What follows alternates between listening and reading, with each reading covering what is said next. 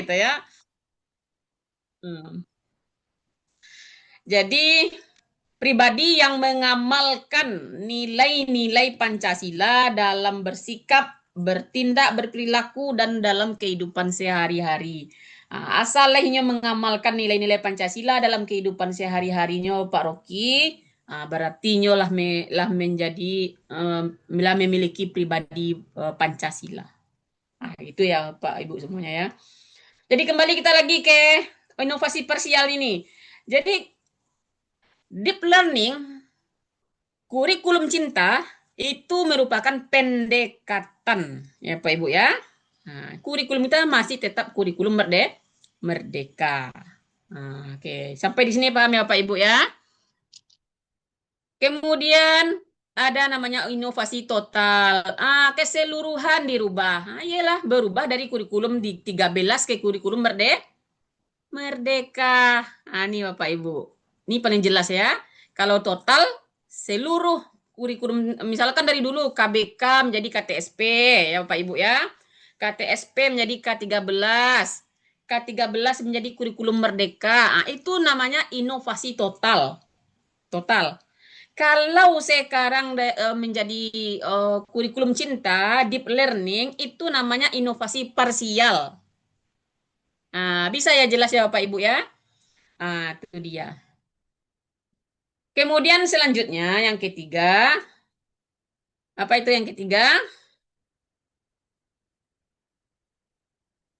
Berdasarkan arah dan tujuan. Ada yang inovasi struktural, misalnya lama belajar, sistem jenjangnya, atau pembagian pembelajarannya, itu namanya struktural. Kemudian substansial itu isinya, pendekatannya, seperti masukkan profil Pancasila, nih Pak Ibu. Itu adalah substansial, ya. Kemudian Pak lagi berdasarkan pendekatan, apa tuh pendekatan sentralistik. Ada pendekatan pada pusat. Itu pendekatan kepada kurikulum real, kurikulum ideal. Masih ingat Bapak Ibu perbedaan kurikulum ideal, real, dan hidden kurikulum? Ini adalah sentralistik. Ini adalah kurikulum ideal yang dibentuk oleh pemerintah pusat. Kemudian kurikulum desentralistik adalah yang diberikan kewenangan kepada sekolah untuk mengembangkan kurikulumnya. Begitu. Dan apa lagi? Berdasarkan sumber inspirasi.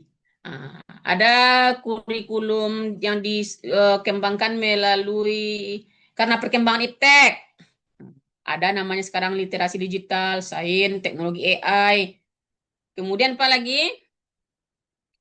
Eh, inovasi karena tuntunan sosial budaya. Itu tadi ada pendidikan karakter, multikultural dan inklusif. Ini Bapak Ibu semuanya inklusif ya. Yang kita sudah bahas kemarin ya. Kemudian inovasi karena kebijakan pemerintah. Ini yang biasanya pemerintah yang ganti-ganti ini.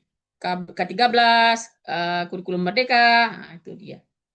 Kemudian ada karena tuntunan globalisasi, pendidikan berbasis global dan berbahasa asing. Itu Pak Ibu semuanya. Kemudian apa faktor-faktor yang menghendaki adanya perubahan kurikulum? Ini akan berputar, ujungnya sana juga Pak Ibu. Yaitu apa? Perkembangan iptek. Apalagi perubahan sosial. Apalagi tuntunan dunia kerja dan kebutuhan pembangunan. Dan apalagi perkembangan psikologi dan teori belajar, kebijakan pemerintah dan peraturan perundang-undangan, kemudian globalisasi dan persaingan internasional yang tadi juga. Itu. Kemudian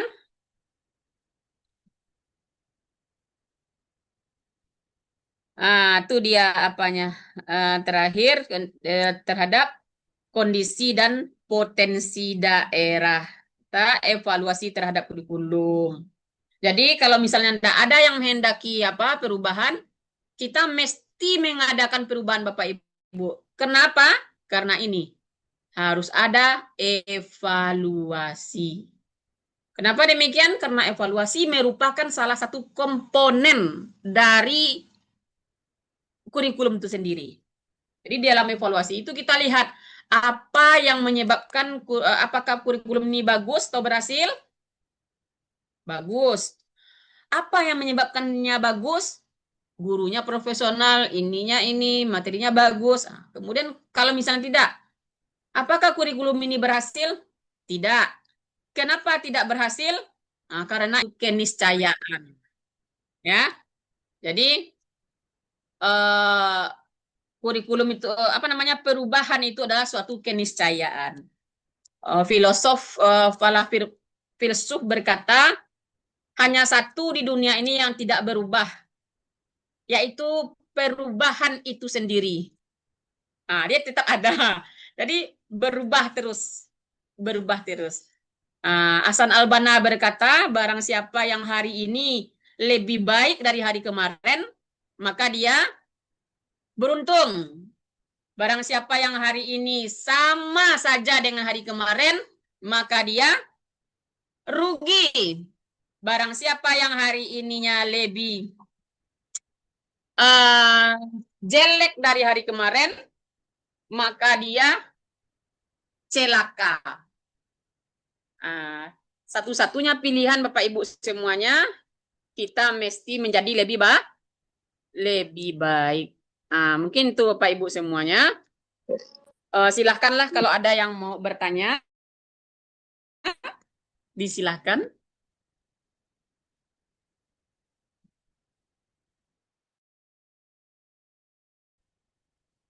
Silakan Bapak Ibu semuanya kalau ada yang mau bertanya. Selagi masih ada waktu. Udah 12 menit lagi menjelang azan ini. Ya, silakan Bung Rocky.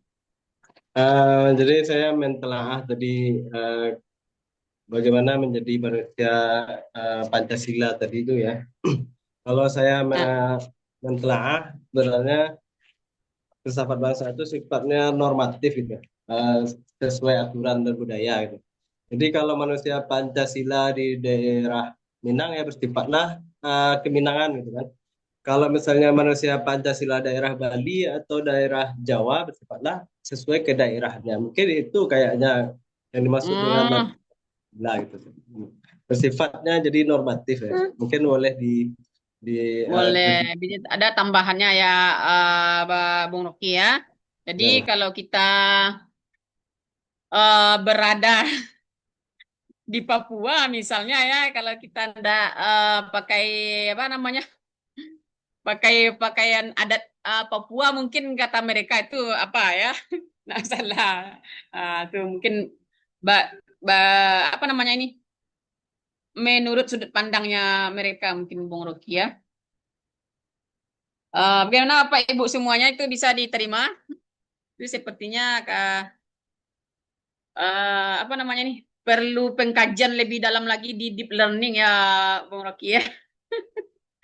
Bagaimana profil Pancasila ini adalah eh, sesuai dengan apa namanya nilai-nilai yang ada dari Pancasila dan juga lingkungan global sekitarnya ya, gitu ya. Ya, enggak juga enggak salah juga ya. Pertanyaan ini soal hot ini. Ya, Pak Order Limun. thinking. Pertanyaan Pak Rocky ini, kalau di sekolah soal hot, high order thinking skill. Soal yang meminta pemikiran tingkat Iya, tinggi gitu. lebih berpikir Biasa. lebih dalam, deep learning itu Ya, Pak betul. Limun. Betul. Kalau kita tadi cukup cukup menjadi pemuda Pancasila yang mengamalkan nilai-nilai Pancasila ya. Kalau dia anda mesti ada berkearifan lokal juga ya. Oke. Hmm. Itu kan memang juga di kurikulum Merdeka kan memang itu profil Pancasila yang berkearifan lokal itu betul juga itu Bapak apa Pak Liman. Iya, betul. Hmm. Tapi yang agak bingung kita mencari bentuk orangnya, Bu. Kenapa Rocky tadi bentuk orangnya bilang beliau kan? Ya agak Elene saya jawab seperti Pak Rocky itulah aku bilang. Iya, betul juga. Yang penting kan ini apabila kita sudah bersikap dan berperilaku sesuai dengan nilai-nilai Pancasila, itu kita namanya sudah profil Pancasila. Apalagi kita yang sudah ada bahasa di sarak-sarak bahasa di kita mulai ini ya Pak Ibu semuanya ya. Itu kita sudah melampaui standar itu, melampaui standar kita tuh. Bukan mencapai standar lagi, melampaui. Nah, itu. Mungkin itu kita kalau berbicara kita super sopan santun. Kalau kita sudah baru saja orang berbicara kita udah tahu ujungnya itu kemana ya kan? Nah itu. Mbak stakile ikan dalam air lah tahu jantan batino ya. Baru sih tiba orang ke rumah awak aku lah pakai utang. Terus sekali lagi kemana? Ya tampang-tampang itulah menggambarkan. Iya iya iya. Lah nampak saya tampang ya Abdul ya. Iya, Bu. Kalau agak memelas aku pasti kok apa kok. Kalau ibu itu lagi nih. Kalau misal ada mahasiswa ke apa? Aku minta beasiswa kok tahu saya ibu. Alun mulai ngecek lah tahu saya. Jadi seperti itulah Pak Ibu semuanya.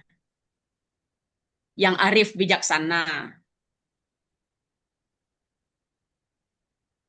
Ya silakan Bapak Ibu dilihat-lihatlah dulu ininya apa namanya ini tadi pengertian kurikulum macam-macamnya.